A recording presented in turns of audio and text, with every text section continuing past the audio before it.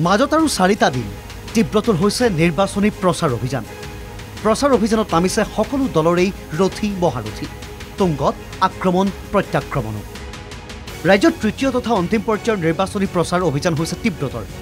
ৰথী মহাৰথী নামি পৰিছে প্ৰচাৰ অভিযানত। 4 সমষ্টিৰ ভোটাৰক আকৃষ্ট কৰিবলৈ সকলো প্ৰকাৰে চেষ্টা কৰিছে ৰাজনৈতিক দলসমূহে। বিজেপি কংগ্ৰেছকে ধৰি সকলো দলৰে হাই প্ৰফাইল নেতা এতিয়া জনতাৰ কাষত। ধুবুৰী আৰু গুৱাহাটীত কংগ্ৰেছৰ প্ৰাৰ্থীৰ সমৰ্থনত প্ৰচাৰ চলাইছে অখিল গগৈ। ধুবুৰীত প্ৰচাৰ চলাই আজমল আৰু বিজেপিৰ বিৰুদ্ধে তীব্ৰ আক্ৰমণাত্মক অখিল গগৈ।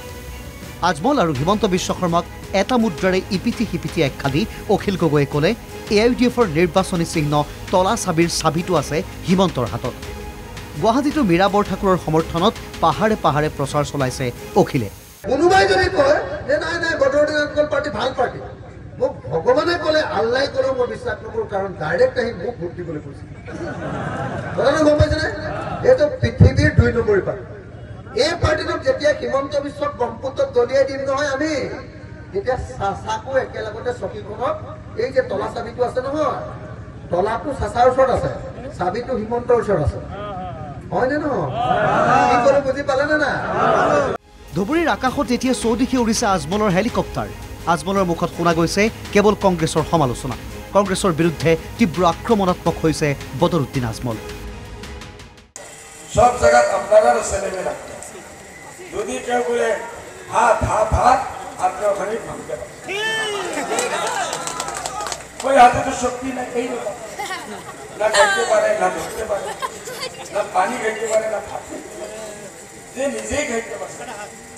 এক কাম জানে কংগ্রেস রকুল লুট মার কি রকম, কমিশন এজেন্ট কি রকম, যে যায়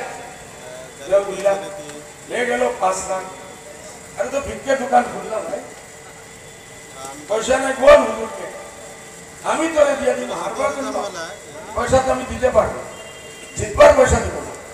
রক্তপুর সাহেব তো একদম তোমার চোর ছিলেই, জুয়েল থিপ, সুরাজ চোর, ওয়ার্ল্ড ফেমাস চোর। কোকৰাঝাৰ সমষ্টিটো প্ৰচাৰ অভিযানত নামিছে বহু ৰথী মহাৰথী। BPFৰ প্ৰাৰ্থীৰ হৈ প্ৰচাৰ চলাইছে হাগ্ৰামা মহিলাৰীয়ে।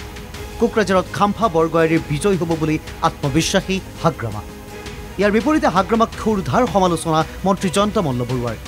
হাগ্ৰামাৰ দাবীক নস্বাত কৰি বিপুল ভোটত UPPLৰ প্ৰাৰ্থী জয় হ'ব বুলি দাবী মন্ত্ৰীগৰাকীৰ। সকলো জাতি জনগোষ্ঠী ওলাই আহিছে আমাৰ BPF দলক সহায় কৰিবৰ কাৰণে, আৰু আমি যিটো দেখিবলৈ পাইছোঁ মুঠতে BPFটো বিৰাট ভাল পজিশ্যনত আছে। আমি ক'ব আজিৰ দিনত নিশ্চিতভাৱে ক'ব পাৰে আমি 2 লাখৰ ওপৰত ভোট ডিফাৰেঞ্চত আমি জিকি যাব। পলিটিকেল পাৰ্টিৰ লগত মই কাজিয়া কৰিব বিচৰা নাই, মই চুপচাপ আছোঁ, চুপচাপে থাকিম, নিজৰ কামটো আমি কৰি যাম। BPF জিকি আছে, কোনে কি কয় নকয় ইয়াৰ কাৰণে মই এনচাৰ দিব লগা নাই, ক'ব লগা একো নাই, কৈ থাকক। কোকৰাঝাৰবাসীয়ে এইবাৰ সিদ্ধান্ত লৈছে যে নৰেন্দ্ৰ মোদী ডাঙৰীয়াৰ লগত থাকিব, হিমন্ত বিশ্ব শৰ্মা ডাঙৰীয়াৰ লগত থাকিব। যোৱা 10 বছৰে কোকৰাঝাৰবাসীয়ে এজন মানুহৰ মানে চলাহী কথাত গৈ 10টা বছৰ পিছুৱাই দিলে।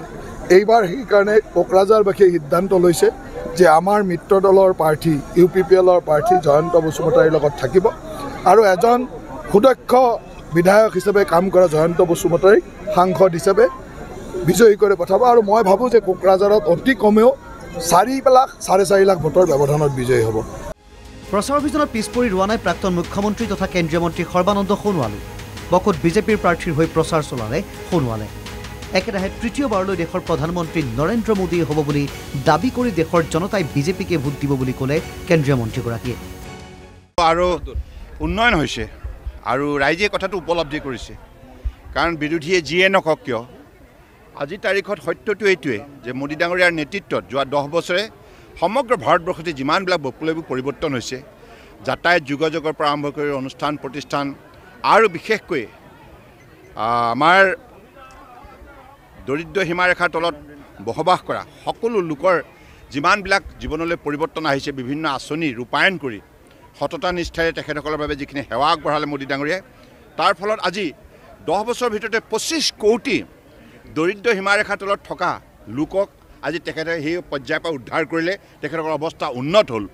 গতিকে এনেধৰণৰ পূৰ্বতে কংগ্ৰেছে কেতিয়াও কৰিব পৰা নাছিল আৰু চৌদিশে উন্নয়নৰ যিটো জোৱাৰ এইটো ৰাইজে আজি উপলব্ধি কৰিছে সেইকাৰণে তেখেতসকলে বিচাৰিছে যে তৃতীয়টো কাৰ্যকালৰ বাবে নৰেন্দ্ৰ মোদী ডাঙৰীয়া দেশৰ প্ৰধানমন্ত্ৰী থকা উচিত গোসাইগাঁৱত প্ৰচাৰ অভিযানত ব্যস্ত তৃণমূল কংগ্ৰেছৰ নেত্ৰী সুস্মিতা দেৱ আৰু ৰিপুণ বৰা প্ৰচাৰ অভিযানত মুখ্যমন্ত্ৰীক আক্ৰমণৰ লক্ষ্য কৰি অভাৰ কনফিডেন্সত আছে বুলি মন্তব্য কৰে সুস্মিতা দেৱে জনতাৰ বিশ্বাস বিজেপিৰ ওপৰত নাই বুলি দাবী কৰি সুস্মিতা দেৱে কয় কেৱল টিএমসিকে বিশ্বাসত লৈছে জনতাই আর বিজেপির সঙ্গে আমি মনে করি যে প্রতিদ্বন্দ্বিতা করার মতো যদি কোনো দল থাকে সেটা হলো তৃণমূল কংগ্রেস বাকি দলরা আছে কিন্তু মানুষের ভরসা এই দলগুলোর উপরে নেই বিজেপির মতো অহংকার নেই ওভার কনফিডেন্স এটা আসামের মুখ্যমন্ত্রী যে আমরা 12টা জিতবো কোনদিন বলছে 10টা জিতবো আর আমার বিশ্বাস দ্যাট পিপল মানুষ তৃণমূল কংগ্রেসকে নিশ্চয় 100%